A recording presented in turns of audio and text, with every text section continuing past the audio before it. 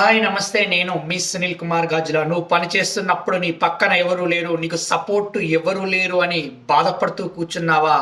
ఒకసారి నువ్వు విజయం సాధించాక నీ పక్కన లేనివారు నీ పని కట్టుకొని వచ్చి నిన్ను అభినందిస్తూ ఉంటారు. నీకు సపోర్ట్ లేనివారు నీ సక్సెస్ని చూసి నీ విజయాన్ని అభినందించడానికి నీ ముందు లైన్ కడుతూ ఉంటారు.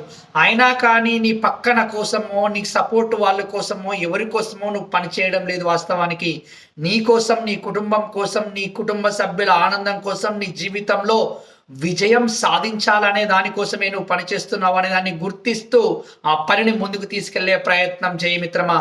అప్పుడు మాత్రమే ఈ విశ్వంలోని, ఈ ప్రకృతిలోని ప్రతి ఒక్కటి నీ పనికి తోడై నేను ఒక గొప్ప స్థాయికి తీసుకెళ్ళడానికి ఆస్కారం ఏర్పడుతూ ఉంటుంది.